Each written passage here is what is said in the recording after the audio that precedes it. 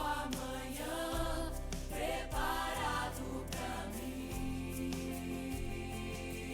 Oh, eu me rendo aos teus pés, és tudo que eu preciso pra viver. Eu me lanço aos teus braços, onde encontro meu refúgio, Jesus.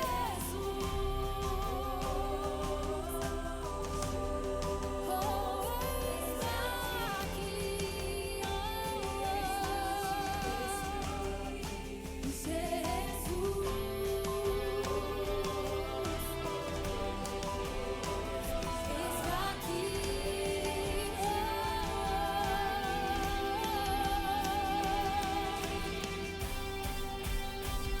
eu me rendo aos teus pés, és tudo que eu preciso. Eu me lanço aos teus braços, onde encontro meu refúgio,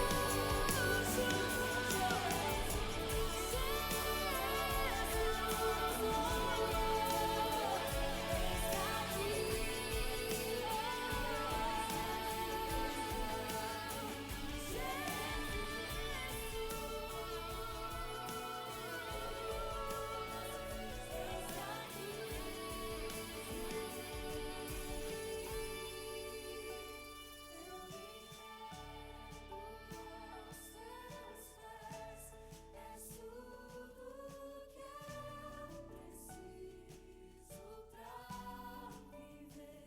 Eu me lanço aos teus braços, onde encontro meu refúgio.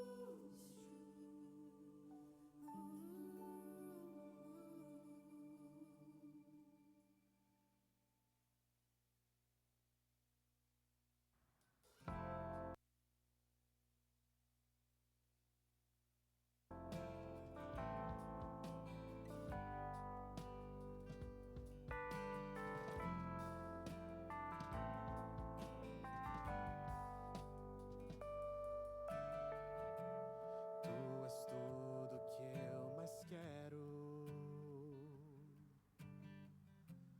O meu fôlego tu és. Em teus braços é o meu lugar. Estou aqui, estou aqui. Pai, eu amo tua presença. Teu sorriso é vida em mim. Eu seguro em tuas mãos, confio em ti, confio em ti. Quero ir mais fundo, leva-me mais perto, onde eu te encontro, no lugar secreto. Aos teus pés me rendo, pois a tua glória quero ver.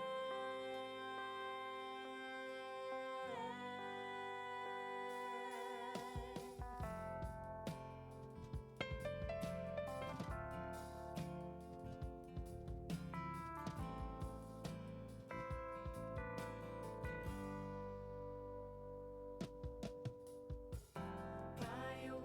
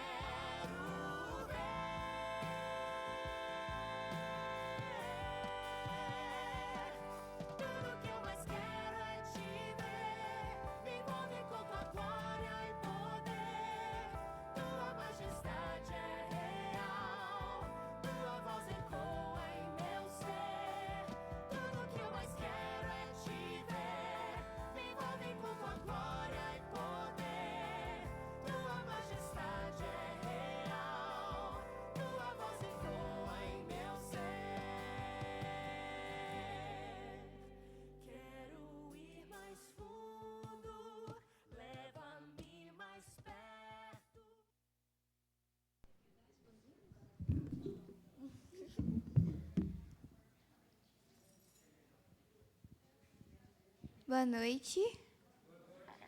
Que bom que nós estamos aqui para adorar o nome do Senhor. Agora a gente vai cantar a música Manancial de Toda Bênção. 326.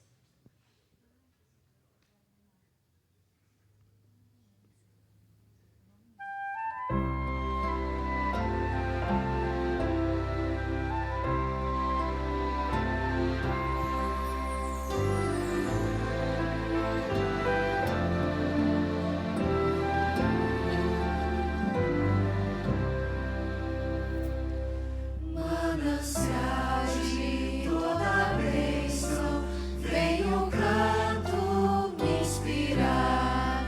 Dons de Deus que nunca cessam, quero em alto som louvar.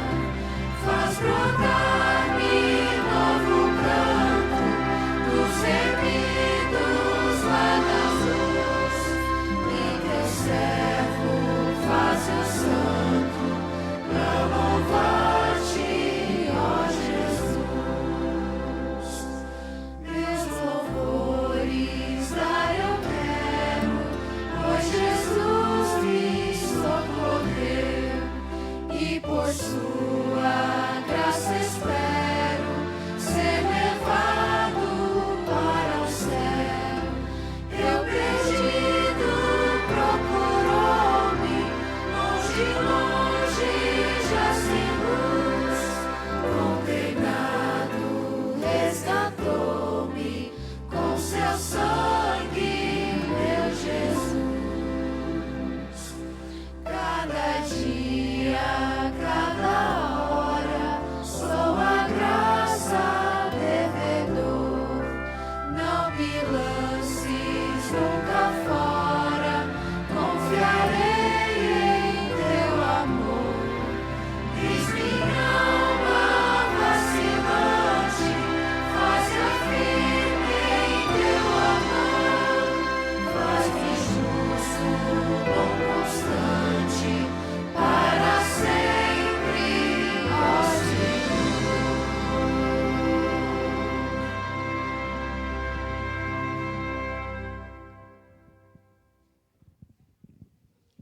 Boa noite. Assim como estamos, curvem a fronte para nós orarmos. Senhor nosso Deus, nosso Pai, muito obrigado, Senhor, por mais um dia que o Senhor nos concedeste e pela Tua graça que temos na certeza que ela é renovada em nós a cada dia também.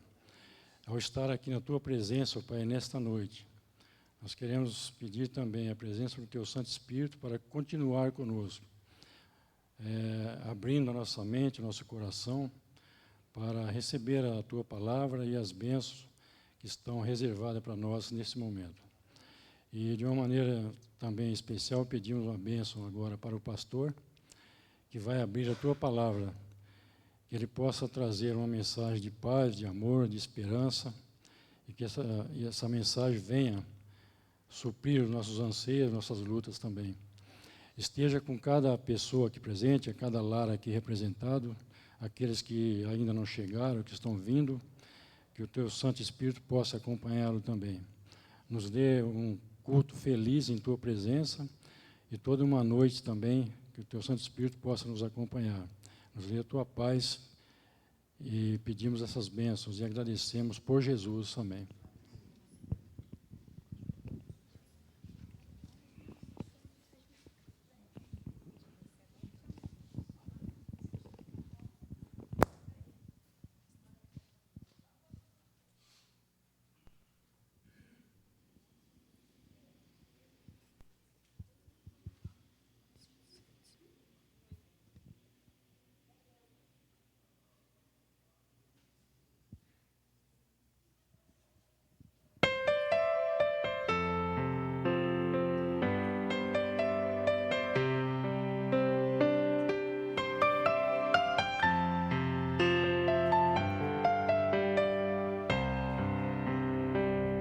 Tá chorando porque se você tem um Deus que cuida de você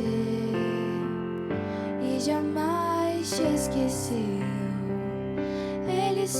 sabe de tudo que você está passando e mandou te dizer que Ele está cuidando. Lembrar de onde você veio e aonde que você chegou. Lembrar de todos os livramentos que você já passou. Nem era pra você estar aqui, mas Deus falou assim: esse aí vou levantar. E onde colocar, irmão, eu vou abençoar.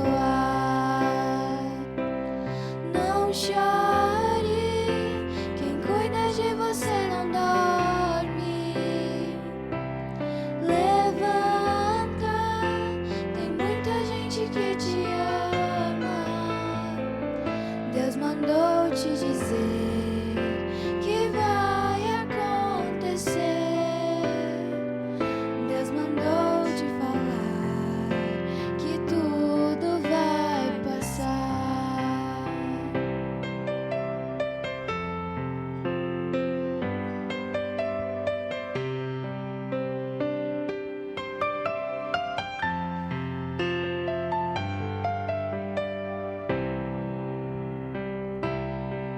Lembrar de onde você veio e aonde que você chegou. Lembrar de todos os livramentos que você já passou. Nem era pra você estar aqui, mas Deus falou assim: esse aí vou levantar. E onde colocar, irmão, eu vou abençoar. Não chore, quem cuida de você não dorme. Levanta, tem muita gente que te ama. Deus mandou te dizer que vai acontecer.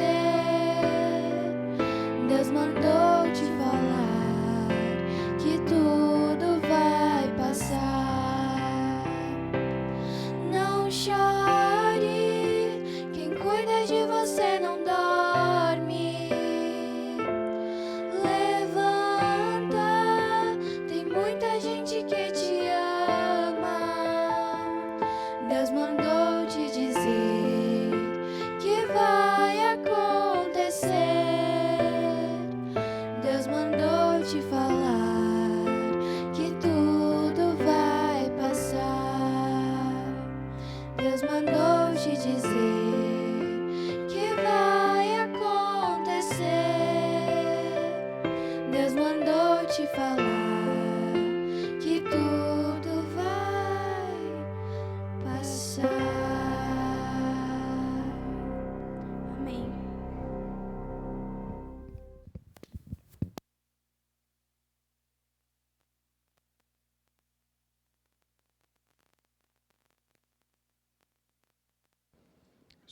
Boa noite. Como passaram o dia? Bem, queridos? Sim? E essa mudança de tempo, hein? Hoje, lá em casa, o povo, na hora que a gente acordou e aí foi lá para a sala, o pessoal já foi com cobertor. Falei, que é isso, meu? A minha esposa, um pouquinho antes de vir para cá, ela falou, nossa, mas está um frio. Falei, está parecendo os nordestinos que bate um ventinho de nada, né? E já está com frio. Eu lembro, a minha família é lá do Rio Grande do Norte. E eu tive a oportunidade, durante muito tempo, quando eu era pequeno, de ir para lá quase todo ano. E eu lembro que batia um ventinho de nada, o pessoal já... A minha avó já colocava blusa, não colocava calça, porque ela não usava calça. Mas colocava blusa, já ficava toda assim, encolhida, né? Mas quem aguenta essa mudança, essas variações de tempo, né? A nossa saúde que o diga.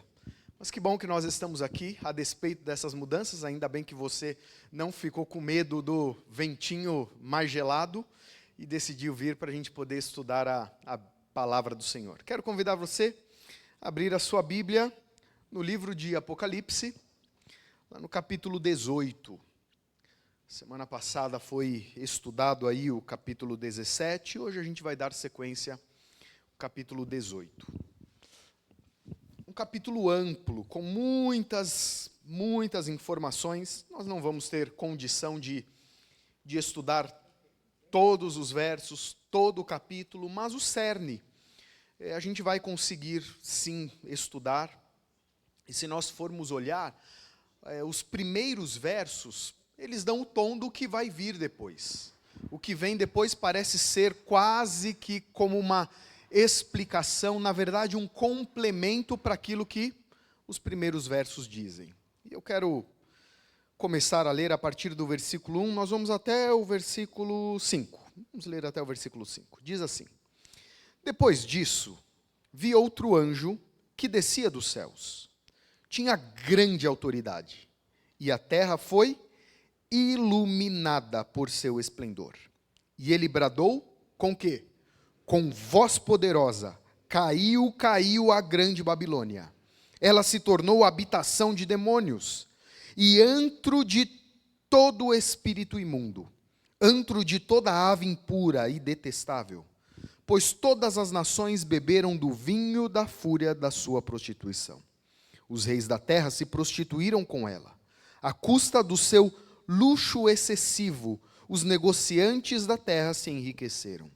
Então ouvi outra voz dos céus que dizia: Saiam dela vocês, povo meu, para que vocês não participem dos seus pecados, para que as pragas que vão cair sobre ela não os atinja, pois os pecados da Babilônia acumularam-se até o céu, e Deus se lembrou dos seus crimes. Vamos ler mais um pouquinho.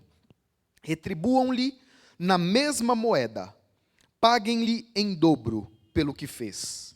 Misturem para ela uma porção dupla no seu próprio cálice.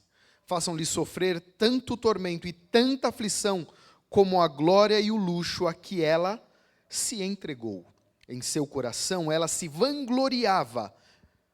Estou sentada como rainha, não sou viúva e jamais terei tristeza.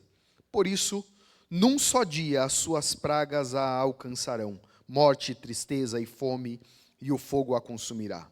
Pois poderoso é o Senhor, Deus que a julga. Vamos parar aqui. Na verdade, vamos ler o versículo 9 e o versículo 10. Quando os reis da terra que se prostituíram com ela e participaram do seu luxo, virem a fumaça do seu incêndio, chorarão e se lamentarão por ela. Amedrontados por causa da tormenta dela, ficarão de longe e gritarão: Ai, a grande cidade, Babilônia, cidade poderosa, em apenas 1 hora chegou a sua condenação. Agora sim a gente para. Quando a gente lê esses versos, eu gostaria de ouvir a impressão de vocês. O que vem à mente de vocês? Quando a gente lê esses versos, o conteúdo dessa mensagem aqui, apresentada por João, o que vem à mente de vocês? Que sentimento, assim?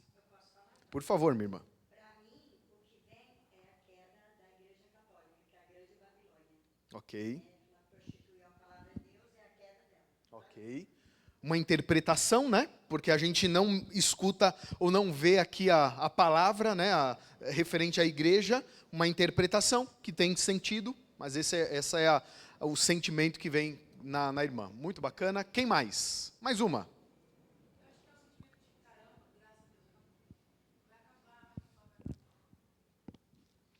Essa expressão, caramba, que você usou, me lembrou de um colega da faculdade.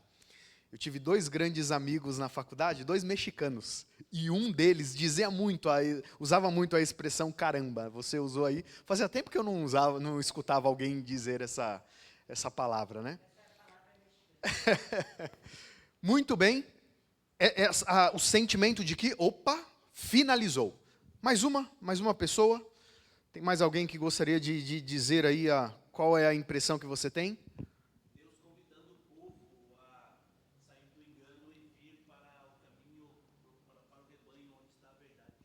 Bacana. Sabe por que eu quis ouvir a opinião de vocês? Porque eu fiquei, enquanto eu estava lendo esses versos, esse capítulo, eu fiquei pensando numa coisa. Como que a igreja, na época de João, escutou essas palavras? Como eles receberam? É muito bacana e bom quando a gente lê o texto bíblico e a gente sente que Deus está falando diretamente para a gente, atendendo, satisfazendo uma determinada necessidade, talvez. Mas imagina só, a igreja naquele contexto, a igreja perseguida, a igreja sofrendo, a igreja ansiosa para ver Jesus aparecer nas nuvens dos céus.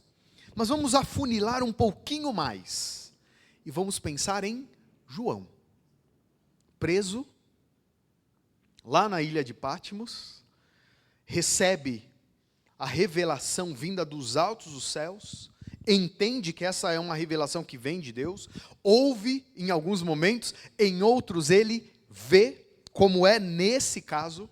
Consegue se colocar no lugar dele? Acho que todos os nossos sentimentos ainda são distantes em relação a aquilo que ele viveu. Como essa mensagem chegou para ele. E é importante a gente pensar nisso. Porque quando Deus revela, né, ele dá a sua revelação, ele tem um objetivo.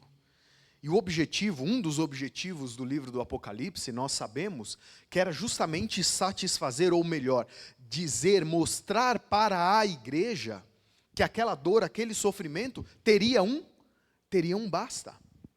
E há uma dinâmica, se nós olharmos os conjuntos dos capítulos, muito interessante. Se a gente observa a partir do capítulo 12 até o capítulo 17, nós temos quase que uma disputa. Na verdade, a gente tem dois, eu vou usar a expressão personagens para ficar mais claro para a gente, mas a gente tem dois personagens meio que disputando. A gente tem uma prostituta e a gente tem a mulher, a igreja. A gente tem as duas imagens, né, dessa igreja mais pura e da igreja prostituída. Do capítulo 12 até o capítulo 17, a gente vê essa dinâmica desses dois personagens, desses dois símbolos. Acredito que símbolo talvez seja a melhor expressão, né? Desses dois símbolos. A partir do capítulo 18 até o capítulo 21, os símbolos mudam. Já não são mais as duas mulheres. Agora, são duas cidades.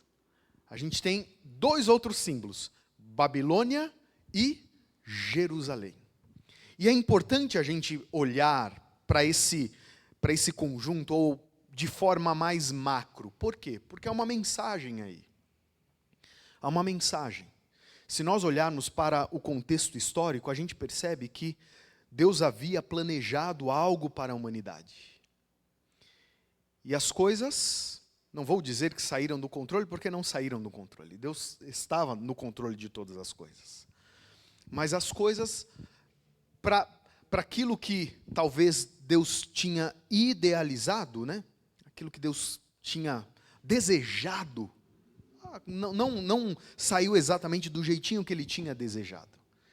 E a gente vê que, a partir de então, Deus trabalha dentro da história para que os seus planos possam se concretizar. E quando nós olhamos para o capítulo 18, a gente percebe o curso disso, né? A gente vê como Deus está no comando das coisas. E não apenas no comando das coisas, mas que a sua vontade, além de ser soberana, ela vai ser executada. O capítulo 18 deixa isso claro para a gente. Mas vamos avançar um pouquinho em alguns pontos aqui, que, creio eu, são importantes para a gente poder destacar. João diz, depois disso vi outro anjo, depois disso o quê? Só a gente olhar um pouquinho para trás. Vocês já estudaram aí no capítulo 17. Aqueles acontecimentos, né? Aqueles acontecimentos que estão relacionados aos eventos que antecederão a volta de Cristo, aqueles eventos que estão relacionados aos últimos momentos do que ocorre aqui na terra. A gente entende que aqui a porta da graça ainda não se fechou. Por que ainda não se fechou? Porque a oportunidade de salvação, a oportunidade de retirada, de sair de um sistema e ir para outro. E aqui, queridos, tem uma grande lição para a gente. Quando nós olhamos para a história, a gente percebe algo, e eu me refiro ao contexto bíblico, à história bíblica. A gente percebe uma coisa muito significativa. Antes do juízo, vem o quê? Oportunidade. Oportunidade de salvação. Antes do juízo, é só você olhar para os momentos dentro do texto bíblico onde há execução do juízo. Por exemplo, antes do dilúvio ser derramado, antes de Sodoma e Gomorra, né, por exemplo, ser queimada. Sempre antes da execução do juízo tem o quê? Oportunidade de salvação. Quando a gente olha para a história de Nínive, Jonas, por exemplo, antes do juízo vir, tinha o quê? Teve o quê? Oportunidade de salvação. A gente precisa compreender isso. Por quê? Porque muitas vezes a gente escuta pessoas dizendo, olha, mas que Deus sanguinário, que Deus cruel, executando o juízo dessa maneira. Antes do juízo sempre tem oportunidade de salvação. E às vezes essa oportunidade é longa. É longa. E a gente vê essa dinâmica dentro da Bíblia em diferentes momentos. Tem um ponto que, acredito eu nem ia tocar nesse assunto, mas acho que vale a pena a gente olhar para esse exemplo. Quando nós vamos para Gênesis capítulo 3, e entendo eu que Gênesis capítulo 3 é tão importante para a gente que a gente deve conhecê-lo de frente para trás e de trás para frente. Quando eu estava na faculdade, e eu aprendi isso na faculdade, eu comecei a perceber isso na faculdade. Quando eu estava na matéria, tendo a matéria de Hebraico 2, a gente não teve nenhuma prova. A nota viria da nossa compreensão e de como a gente conseguiria manusear Gênesis capítulo 3. Eu tinha que saber Gênesis capítulo 3 de frente para trás e de trás para frente, só que isso no original. E olha, quando a gente observa o texto dessa forma, assim, no original, a gente vê o quanto aquilo é importante, o quanto tem profundidade ali para a gente. A gente olha para o texto e normalmente a gente vê Deus falando com Adão e Eva, e a gente enxerga que Deus está falando com Adão e Eva, e a fala de Deus é quase que como um castigo. Olha, Adão, você vai trabalhar, vai suar, vai se espetar nos espinhos, vai se cansar, vai se machucar, e a gente entende que essa fala de Deus é quase que como uma sentença de tortura ou de sofrimento. Para Eva, Deus chega e fala para Eva o quê? Mulher, a sua vontade agora é para o seu marido, você vai sofrer, vai sentir dores de parto quando você for dar à luz, não é o que o texto diz? E a gente já pensa o quê? Castigo. Mas não é castigo. Deus apresenta nova realidade para eles. Mulher, antes você estava em pé de igualdade com o seu esposo. Agora, você já não está mais. Nesse novo sistema que se instala, a coisa vai complicar um pouquinho mais para você. Você antes não sentia dor para ter filhos. Agora você vai sentir. Deus apresenta uma nova realidade. Mas tem um detalhe, queridos. Um detalhe significativo. Importante. A gente vê Deus, em todo o contexto do capítulo, dialogando com Adão e Eva. Deus chega para Adão e Eva, pergunta, onde vocês estavam? O que vocês fizeram? Conversa com eles. Só que Deus não conversa com a serpente. Com a serpente há uma sentença. Para a serpente há uma sentença. E sabe por que Deus não dialoga com a serpente? Se Deus dialoga, é porque há oportunidade de salvação. Com a serpente, já não havia mais oportunidade de salvação. A gente às vezes diz, olha só, até a cruz. Eu não vou dizer que a gente diz, mas eu já ouvi pessoas dizendo, até a cruz, Satanás teve oportunidade de arrependimento. Nananina não. Eu olho para o texto e eu vejo que lá no Éden, já não havia mais oportunidade para ele. Há uma sentença. Deus sentencia ele. Sabe por quê? Porque ele já havia dialogado, tentado de alguma maneira levar a oportunidade de reconciliação para esse ser. E ele recusa. A gente olha para a história humana e a gente percebe Deus tentando dialogar com a humanidade há tanto tempo. A palavra dele, a revelação da palavra, é uma forma de Deus tentar dialogar com a humanidade. Mas aqui, parece que o diálogo já está se findando. Já está finalizando. Mas ainda há oportunidade de salvação. Observem, queridos, que o texto deixa claro para a gente que uma importante e poderosa mensagem é proclamada. Depois disso, vi outro anjo na perspectiva apocalíptica, profética, simbólica, a gente sabe que significa o quê? Um mensageiro. Vi um outro mensageiro que descia dos céus. Esse mensageiro parece ser diferente dos outros, dos que foram apresentados anteriormente. Tinha grande autoridade, e a terra, observem o que o texto diz, e a terra foi iluminada por seu esplendor. O contraste. Babilônia quer impor o quê? Trevas. Mas a mensagem deste mensageiro é tão poderosa aqui, que no lugar das trevas predomina a luz. Quando nós vamos ampliando um pouquinho os horizontes, tentando entender um pouco quem é esse mensageiro, a gente compreende, olhando até mesmo para o que o próprio espírito de profecia diz, a gente vê que esse mensageiro é quem? É a sua igreja. É a sua igreja. Que de forma poderosa, dentro da história humana, atua para iluminar, para dizer, para proclamar as verdades que para muitos são desconhecidas.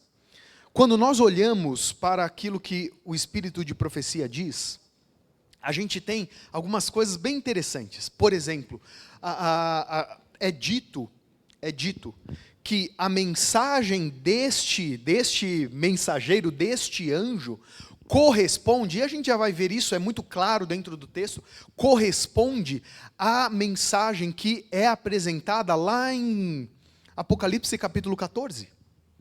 A mensagem dos 3 anjos. Na realidade, é dito que a mensagem aqui, ou o período que este mensageiro prega, proclama de forma esplendorosa, grandiosa, corresponde ao período da mensagem do 3º anjo. A gente observa também algumas formas de interpretar, né, ou algumas interpretações, melhor dizendo, fazendo uma correlação do que acontece aqui com o que é dito lá em Joel capítulo 2. Lembram que o que é dito em Joel capítulo 2?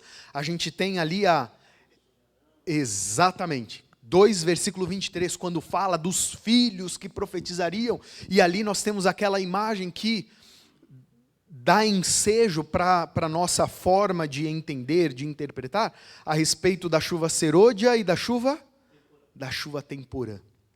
A chuva temporã, a gente entende que já aconteceu dentro do período, dentro da história.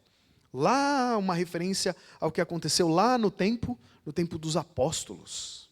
A chuva temporã era aquela chuva que caía, mais ou menos ali entre o mês de outubro e dezembro, para preparar o terreno para a plantação, para o plantio. A chuva serôdia era aquela que caía aproximadamente lá pelo mês de março, entre março e abril, e preparava o solo para a colheita. A gente percebe, queridos, que a mensagem desse anjo aqui, desse mensageiro, é uma mensagem que tem a ver com o quê? Com colheita. Não sei se eu vejo demais, ou se a irmã White viu demais também.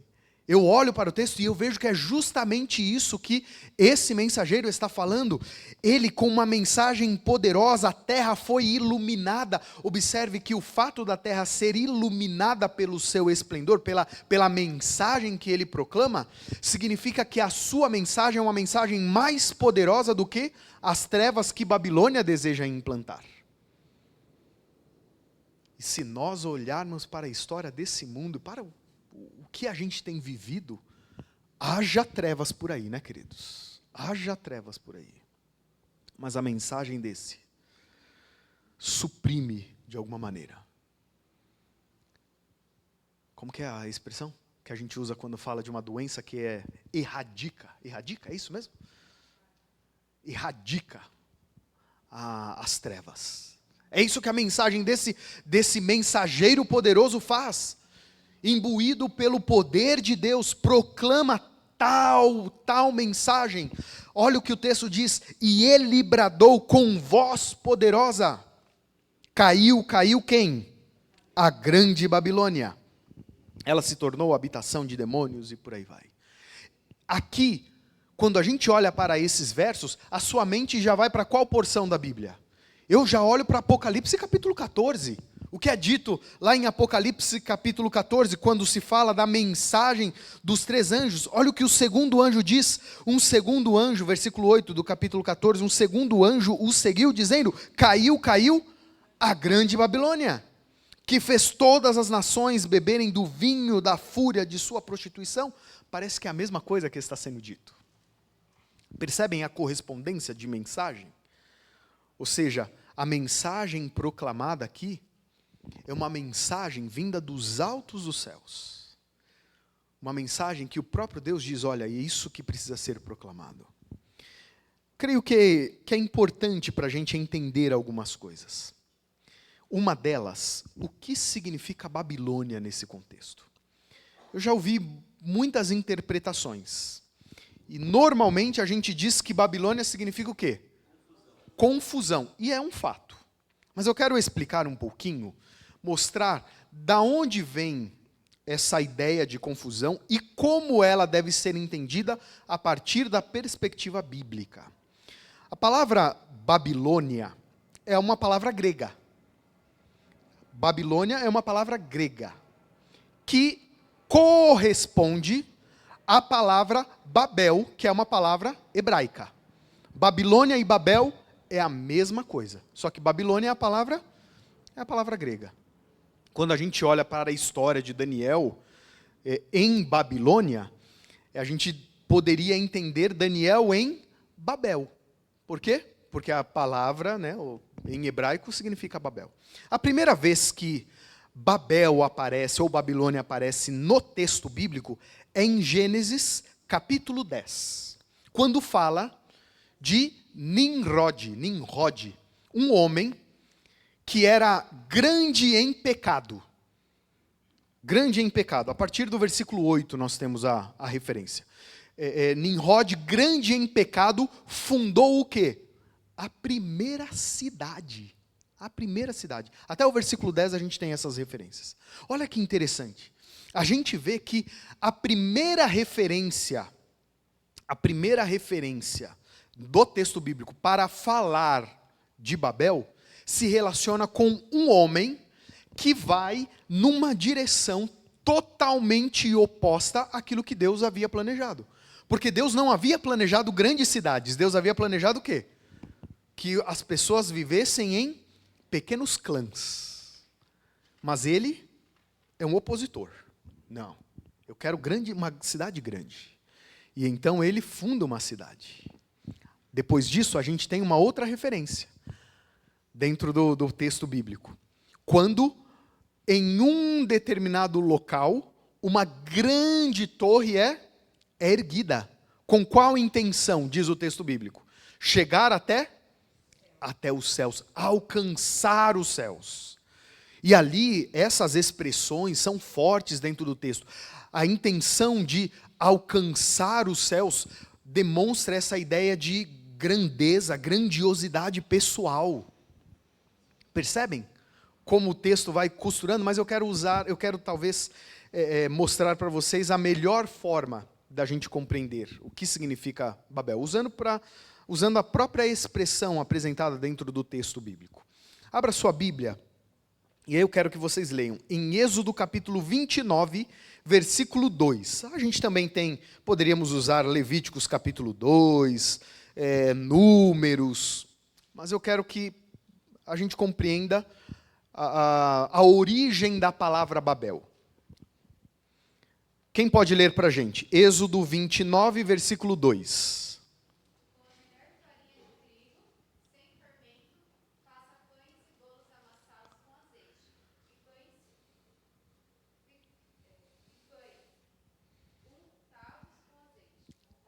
Sabe que a palavra Babel vem daí.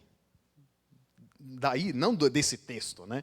Mas de uma expressão que aparece nesse texto. A expressão amassados, no texto bíblico, é a palavra Balau, que dá origem, posteriormente, à palavra Babel. E significa alguma coisa amassada, alguma coisa misturada, porque quando você pega os ingredientes e vai amassando, o que você faz? Você mistura. E sabe, queridos, nós precisamos compreender que quando se fala de Babilônia, não significa necessariamente um grupo religioso, que normalmente a gente pensa nele, mas significa todo um sistema, que foi pegando diferentes elementos, e esses diferentes elementos, elemento político, religião daqui, religião de lá, crença daqui, crença de lá, vai pegando tudo isso e vai misturando. Quando nós compreendemos, ou melhor, quando nós olhamos para o que a Bíblia fala a respeito de Babilônia, a gente precisa compreender que mais do que falar de um grupo religioso, se fala de todo um sistema que se levanta e se opõe contra Deus. Envolve, obviamente, um agente religioso poderoso, influente, mas tem todo um sistema por detrás. E aqui o texto deixa claro para a gente, o texto mostra para a gente que em algum momento esse sistema aqui, dentro da história, vai se levantando e se opondo contra Deus, ele vai acabar. Agora, olha aqui, para mim essa é uma parte interessantíssima que o texto traz. Quando nós olhamos para a figura usada aqui, e quando eu me refiro à figura, até o que vem nos versos posteriores aos que nós lemos, a gente vê que a linguagem que João utiliza, aquilo que Deus revela para João, é uma correspondência quase que precisa ao relato de Daniel capítulo 5. Daniel capítulo 5. E o que é dito em Daniel capítulo 5? Quando nós vamos para Daniel capítulo 5, a gente tem a história da queda de Babilônia. Vocês se lembram bem o que acontece? O rei Belsazar se levanta com uma atitude assim de arrogância, afronta contra Deus, de tal maneira que ele manda trazer o quê? Os utensílios do templo. E é interessante nós pensarmos nisso. Por que ele faz isso, sendo que a conquista do povo de Israel já tinha acontecido há tantos anos atrás?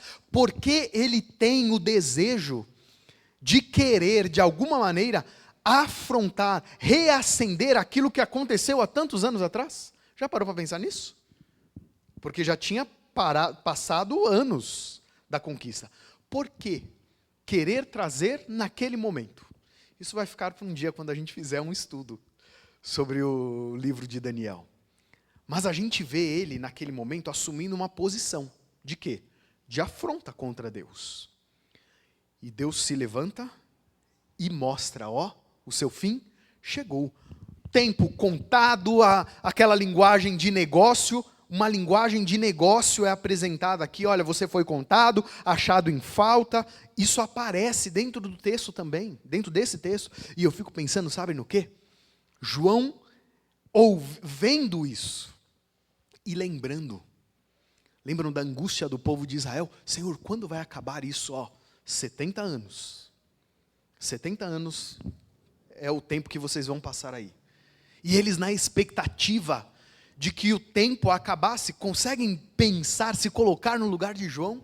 João olhando para trás e compreendendo, opa, teve um fim, Babilônia caiu, Deus atuou dentro da história, e Deus está dizendo para a gente que vai cair essa Babilônia também, esse sistema também. Quando a gente observa, queridos, é tão forte essa correspondência dentro do texto bíblico, a gente vê o livro de Isaías, o livro de Ezequiel e o livro de Jeremias predizendo a queda de Babilônia, falando até mesmo quem iria conquistar e a forma que iria realizar. Vocês estudaram na semana passada o capítulo 17, né? Na semana retrasada estudaram o capítulo 16? Olha o que é dito no capítulo 16, quando se fala do sexto anjo, versículo 12. O sexto anjo derramou a sua taça sobre aonde? O rio Eufrates. Rio Eufrates era aquele que cortava a Babilônia. Era o rio que foi secado. É o rio que possibilitou, depois de ter sido secado, que Ciro, com o seu exército, invadisse Babilônia. Olha que significativo que o texto bíblico está dizendo. Perceberam como tudo está amarradinho? Tudo está amarradinho. E a revelação de Deus para João e para a sua igreja é de que vai haver um fim, vai haver um basta para o sofrimento. A escravidão que o pecado deseja impor sobre a humanidade, ou que impõe sobre a humanidade, vai haver um basta para isso.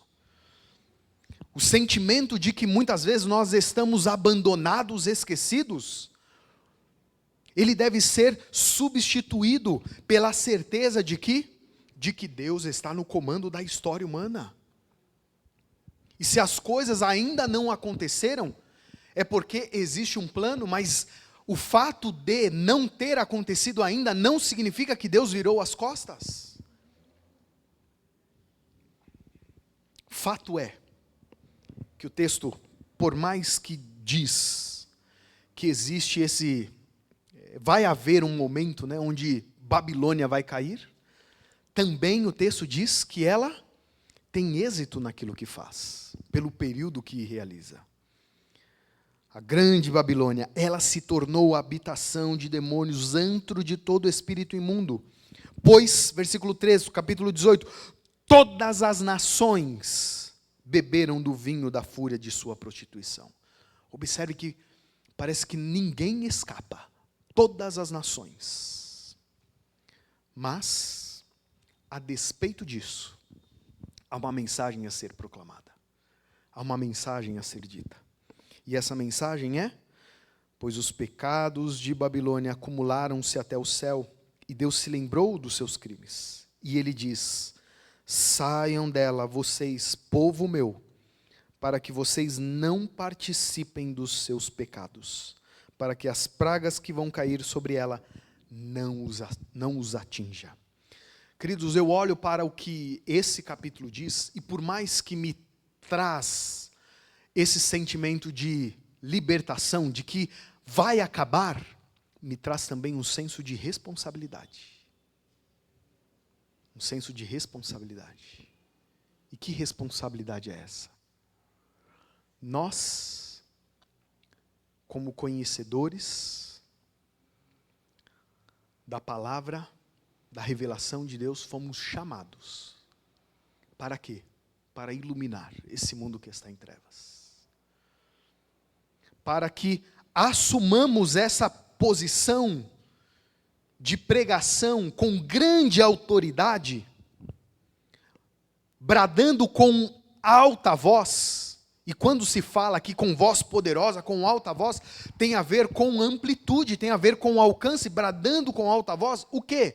Que existe um sistema corrupto, que existe um sistema nesse mundo que se opõe contra Deus, assim como a Babilônia física, ela viveu, a Babilônia histórica, melhor dizendo, ela se opôs contra Deus. Existe também essa outra Babilônia, a Babilônia espiritual, a Babilônia mítica, que também se opõe contra Deus. E cabe a nós proclamarmos isso, a não ser que a gente não esteja nem aí para as pessoas, a não ser que a gente não sinta a responsabilidade que Deus coloca sobre os nossos ombros. E quando eu falo isso, queridos, eu não falo no sentido coletivo de nós como igreja nos juntarmos no sábado à tarde para sairmos aí pelo bairro falando para as pessoas. Não. Eu me refiro a nós de forma individual, como indivíduos. A gente tem uma mensagem a proclamar. E essa mensagem envolve falar com amor, obviamente, e por amor, de que existe esse sistema que seduziu todo mundo, todas as nações, levando pessoas a beberem da fúria da sua prostituição, a buscarem o luxo, o lucro, como o próprio texto parece desejar destacar, a se prostituir, a se tornar impuro, de tal maneira que se opõe e faz aquilo que Deus abomina. E sabe por que a gente, e eu acredito que Deus nos envolve nesse processo? Porque no caminho, enquanto nós proclamamos, a gente reafirma que existe esse sistema. Porque senão, o que pode acontecer com a gente? A gente pode ser iludido pelo sistema. Qual que é uma das melhores formas de você saber qual é a sua posição? É você ter plena consciência e constantemente, trazer para a sua percepção de que existe um outro lado. Senão a gente pode se confundir. E quanta gente já se confundiu no processo, no caminho. Não sei se eu me fiz claro na minha explicação. A melhor forma de nós dizermos que nós pertencemos ao reino de Deus é mostrando e tendo plena convicção, plena consciência de que existe um outro reino que não é o reino de Deus. Como que a gente sabe que nós somos brasileiros? Uma das formas que faz com que a gente lembre constantemente de que nós somos brasileiros é pelo nosso português, não é? Pelo nosso idioma. Outra forma é pela maneira como a gente se alimenta. Já foram para outro lugar, outro país, e se depararam com a maneira como eles se alimentam? Às vezes totalmente diferente da nossa. A gente tem que, os nossos hábitos, a forma como a gente vive no dia a dia, destaca, ressalta que a gente não pertence a um outro povo, a uma outra nação, uma outra etnia, e Deus nos chama para fazermos parte do reino dele. Observem, queridos, que aqui nós temos dois reinos. É aquela dinâmica que eu mencionei lá no começo, capítulo 12 até o capítulo 17, as duas mulheres, a mulher pura e a mulher impura, do capítulo 18 até o capítulo 21, os dois reinos, as duas nações, Babilônia e Jerusalém. A grande pergunta que nós devemos nos fazer é: a qual reino nós queremos pertencer? Porque se a gente não sai proclamando, dizendo, olha, Babilônia vai cair, Babilônia caiu, melhor dizendo, Babilônia é um sistema corrupto. Se a gente não fala isso, será que é porque a gente se sente participantes de Babilônia? Ou porque a gente não se sente parte do outro reino? Ou talvez a gente não esteja nem aí para nada. Lamentavelmente é algo que tem acontecido hoje em dia. Mas não estar nem aí para nada já significa que eu estou me posicionando. Depois disso, vi outro anjo que descia dos céus e tinha grande autoridade. E a terra foi iluminada por seu esplendor. Queridos, eu oro e eu não vejo a hora de ver a igreja de Deus ou o povo de Deus proclamando a sua mensagem, as suas verdades, com tal poder que o mundo seja abalado por esse poder. Ontem eu estava conversando com uma pessoa, com um casal na verdade, e a moça na conversa me fez pensar em algo. Alguns anos atrás, se a gente falava, olha, eu sou cristão, sou evangélico, isso não trazia determinados prejuízos para a gente. Por um lado era até bom, positivo, porque as pessoas olhavam e isso dava algum tipo de crédito para a pessoa. Opa, é uma pessoa honesta. Já perceberam que nos dias de hoje a gente se sente um pouco estranho de falar que nós somos? Por quê? O que já vem na nossa mente? Opa, se eu falar que sou cristão, podem me achar o quê? Fanático. Fundamentalista, dependendo ainda da denominação que eu disser. Hoje, já não traz credibilidade dizer que nós somos cristãos. E sair proclamando algo desse tipo, piorou. Percebem? Mas não é pela nossa força, é pelo poder de Deus. Esse mensageiro proclama essa verdade pelo poder de Deus. Ele não ilumina o mundo pela sua influência, pela sua destreza, pela sua habilidade, não. É pelo poder de Deus. Queridos, nós somos chamados para isso. Para dizer que existe uma outra alternativa a esse sistema. Uma alternativa que se embasa no amor. Uma alternativa onde nos levará para o fim. E esse fim é um fim onde há amor ao extremo, onde há alegria, paz, felicidade, onde há Deus.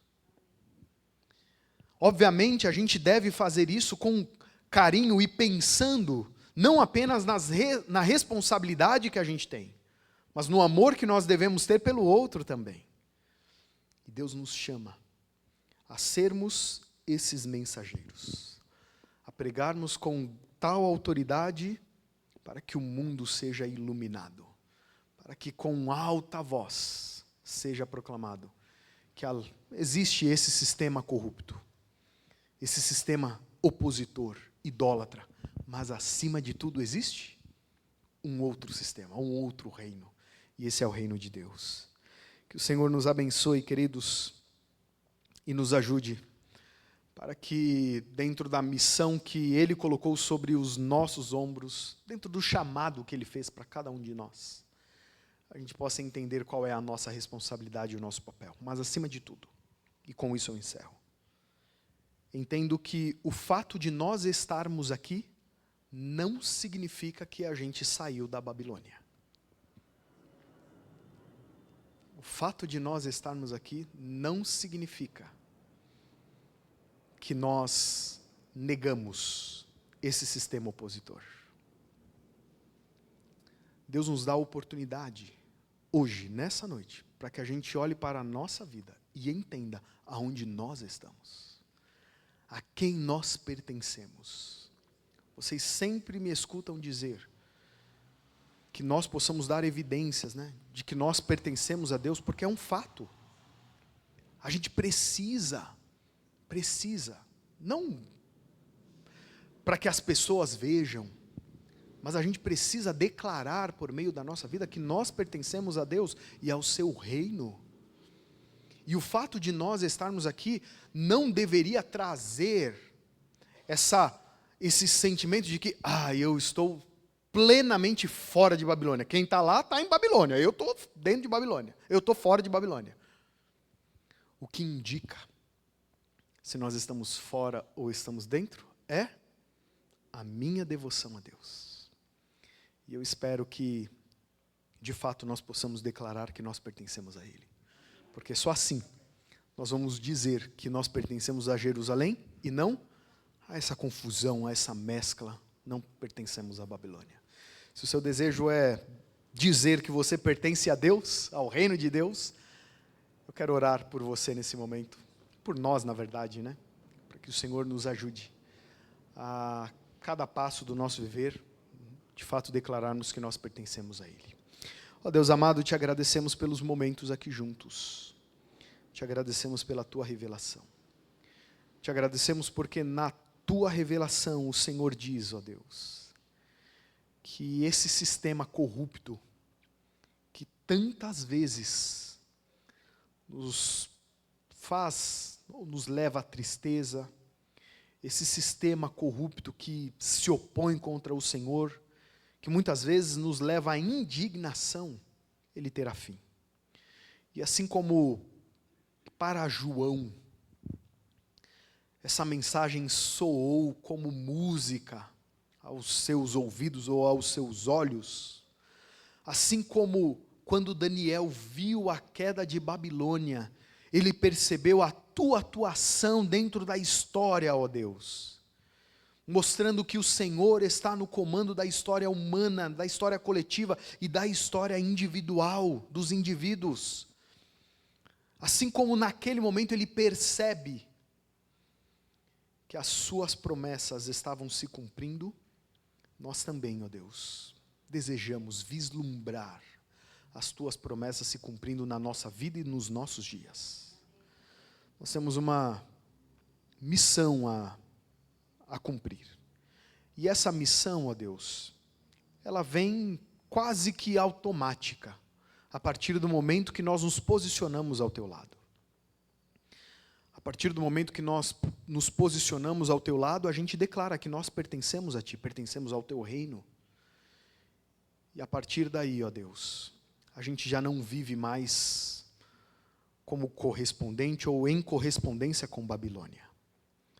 E nós queremos viver, a cada dia do nosso viver, em correspondência às coisas do Teu reino, como cidadãos da Nova Jerusalém.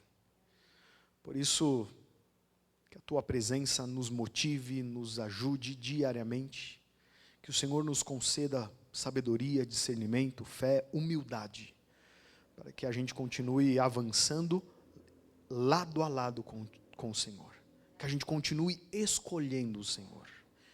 E assim declarando para quem quiser ver ou possa ver que nós pertencemos a Ti.